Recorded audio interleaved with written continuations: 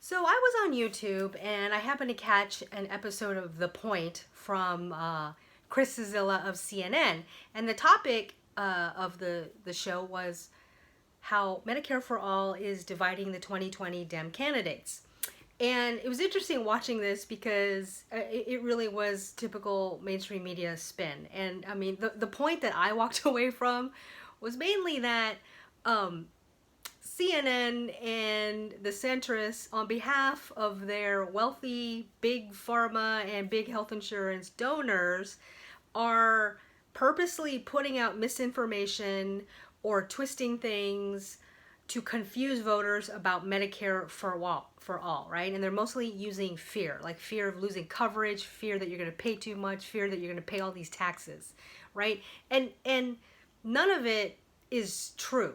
Like, it really is just using fear mongering to muddy the waters and to create like that panic anxiety in voters, to move over to plans that really are not better. Okay, it's not. I mean, what they're offering is yes, a step up above Obamacare, but it's not like this transformation of health where human life, people, us, are put before profits. Okay, their plans still involve how can private health insurance and big pharma still get away with making the outrageous levels of profits that they do, right? They have untethered greed, and they want to continue that, which is why they don't like Medicare for All, because under Medicare for All, it will make private health insurance irrelevant, and it will finally stop big pharma from making these outrageous amounts of profits here in the United States. Like we saw recently, right? Bernie took a bunch of diabetes patients up into Canada and they paid 1/10 the price for their insulin.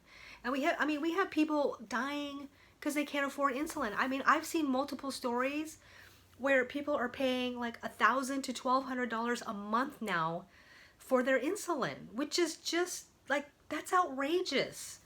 That's outrageous amounts of money when you can go to Canada and pay get the same drug for 1/10 the price. So, okay. So again, there's a lot of things that are just, you know, misinformation that is out there. And so in this video, the purpose of this video is to help clarify a lot of that and talk about like the myths, what's true and what isn't true. Okay, and kind of to streamline it and make it easier to explain to people, because this is how I've been explaining Medicare for All to people. Okay, so basically, in a nutshell, the elevator pitch is that with Medicare for All, you will have more choices, more coverage, you will pay less, and you will have more freedom than you have today.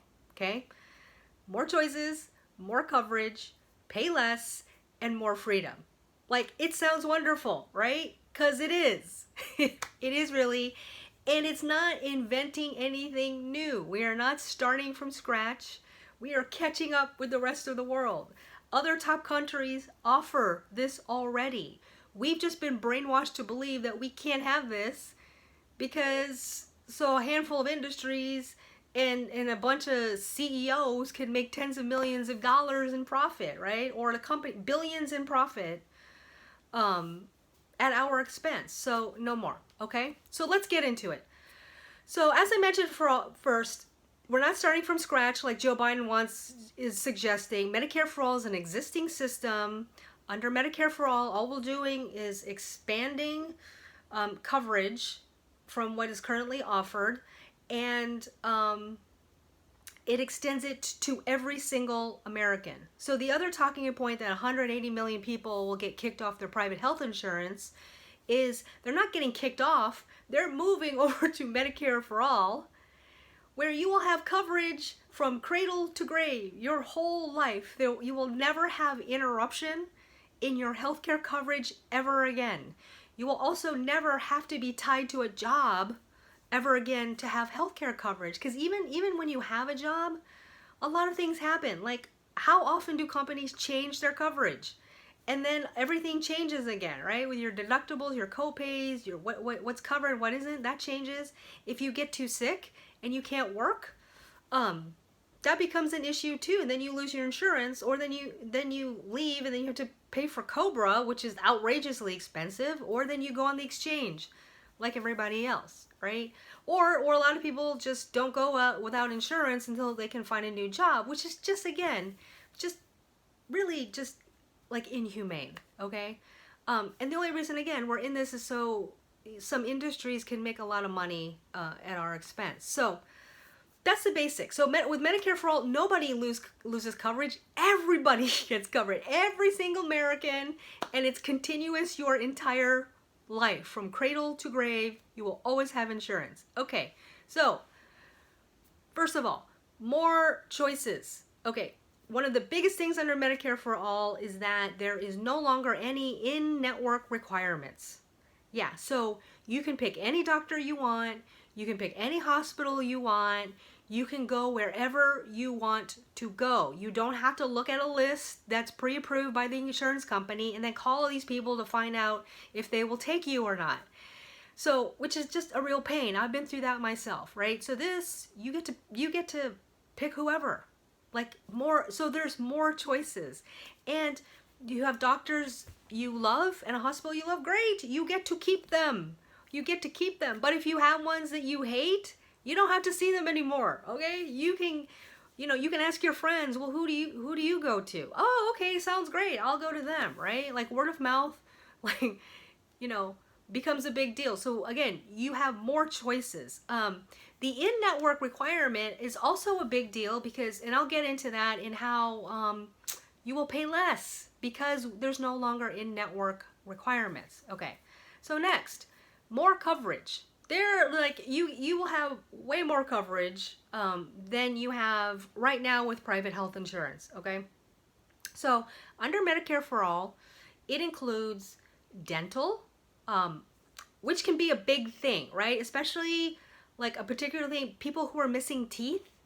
Like, I mean, I went through this myself, right? I'm missing some teeth and I tried to find insurance and, like if you want to get implants, so first of all, a lot of insurance doesn't cover implants for at least a full year. You have to pay a full year and then you have to pay a higher rate. And then if you go and try to get an implant on your own, they're like $5,000 a piece, okay? So the fact that we have tons of people walking around with like losing their teeth and even good dental insurance doesn't cover that, right? So that's a big expense. So dental is covered under Medicare for All. Vision, so you can get glasses and get your eyes checked.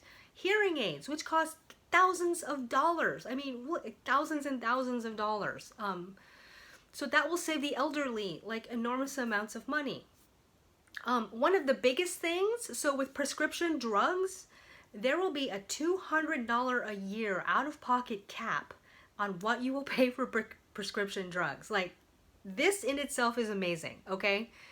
And the way the requirement goes is, if you make if you're an individual and you make $25,000 a year, or you're a family that makes $52,000 a year or more, then you will not pay any more than $200 a year out of pocket for your medicine.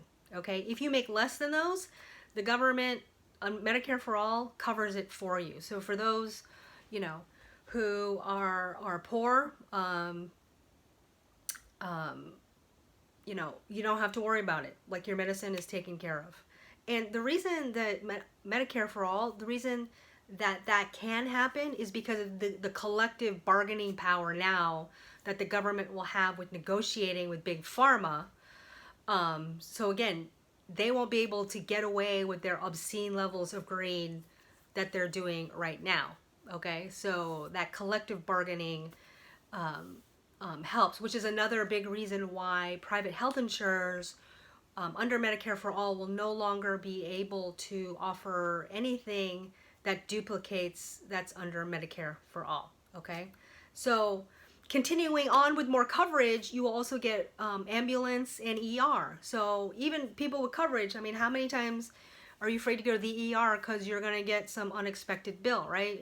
Or people are taking Uber and Lyft instead of an ambulance. It will include mental health care treatment. It will include substance abuse treatment, and it will also provide home and community-based care, which is a big deal for seniors because there's a lot of them, like, you're getting older, and you need help, but you're not at that level yet where you can go, you need to go to live somewhere where you have 24/7 365 care, right? A lot of more seniors can stay at home in the comfort of their home and save a lot of money. So more coverage, lots of coverage under Medicare for All, okay? So pay less. Okay, so under Medicare for All, here's how you're going to be paying less. No more deductibles, no more copays. Okay, your premiums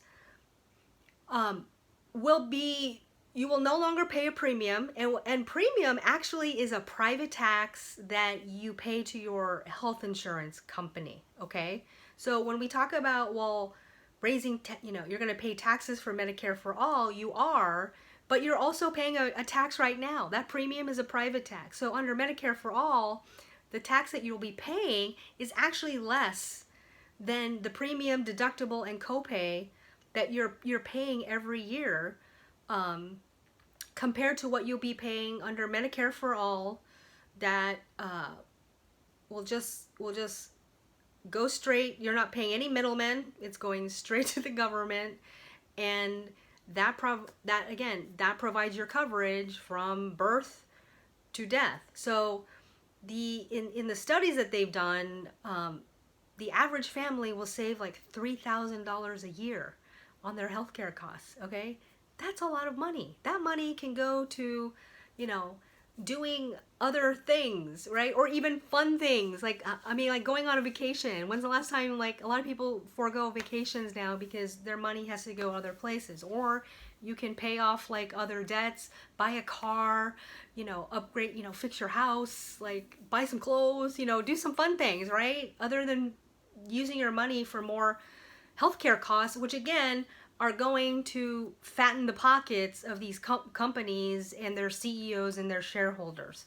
So your healthcare costs will go down. Now back to the in-network thing. So a situation that a lot of people find themselves in, like, you have surgery. So your surgeon is in network, your hospital is in network, but your anesthesiologist is out of network. So then you get a bill for your anesthesiologist. So how many times have you experienced getting a bill after the fact that you had no idea? And it's like, well, wait a minute, why am I paying for all of this? Like, I didn't know and I wasn't expecting this. So that's never going to happen again. You will never get bills after the fact because something was, like, out of network. Because under Medicare for All, everything is in network. So you're never going to have to worry about any of those costs. You will also never have to worry about going bankrupt, taking out loans or credit just to pay for healthcare costs. You will never have to claim bankruptcy again, right? The number one reason people file for bankruptcy right now is because of healthcare bills, which is just wrong. And then you have GoFundMe. The biggest topic or subject area in GoFundMe is around healthcare. So we have GoFundMe healthcare, which is on top of the insurance that people are paying, which is just wrong, right? It's just not right. So that is where you get, okay, so we've covered more choices, more coverage, you pay less, which is like a big sense of freedom. So other freedoms is, here's some other big freedoms. You are no longer tied to a job for your insurance. So those of you entrepreneurs, you want to go start your own business or go live your best life, your dream, you can, because you will have insurance. For those of you who want to start your own businesses, and I've done this myself. I've been an entrepreneur, I was a startup founder. One of the biggest costs that you have to factor in is insurance to hire talent. So now that's no longer a thing. So you don't have to worry about offering insurance to hire talent, or like when you're raising funds, like we did this with our startup, we had to include money for health insurance when we're asking for funding.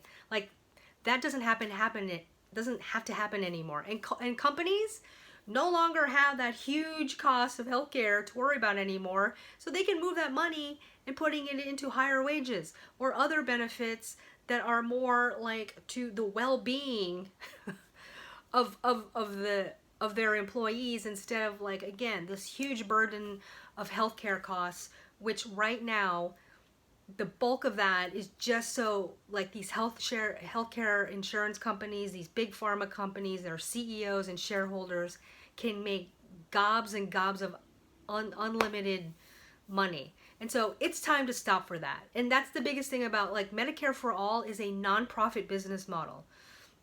Private health insurance is a for-profit business model where they continuously have to show return on investment and growth, right? And if you think about it, that is dependent on humans constantly being sick, them determining who gets care and who doesn't. And right now, that's literally a death sentence. So all of that will end under Medicare for All. Again, you will have more choices, more coverage, you will pay less, and have more freedom.